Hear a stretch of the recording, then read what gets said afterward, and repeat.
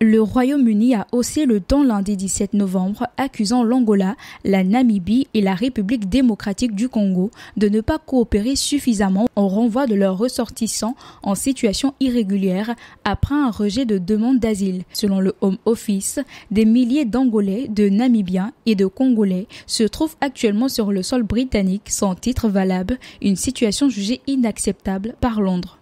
Interdit les visas à la Namibie, à l'Angola et la République démocratique du Congo, sous un prétexte quel qu'il soit, est à mon sens une violation flagrante des libertés universelles.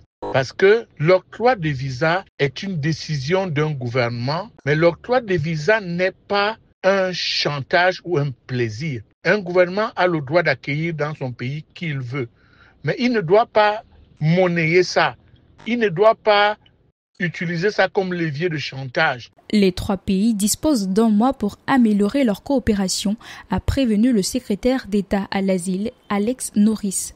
En cas de manquement, des restrictions viseront les visas de tourisme et les visas VIP avec une possibilité extension vers d'autres États affichant des taux élevés de demande d'asile.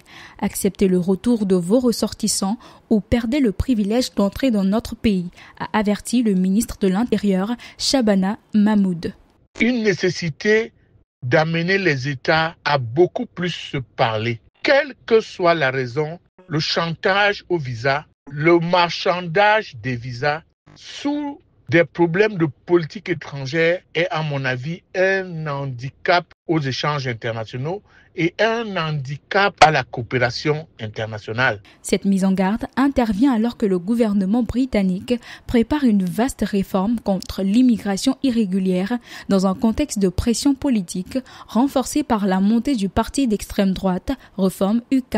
Parmi les mesures envisagées, la réduction des protections pour les réfugiés, la limitation des aides sociales aux demandeurs d'asile et l'accélération des expulsions, notamment via un durcissement du cadre juridique lié à la Convention européenne des droits de l'homme.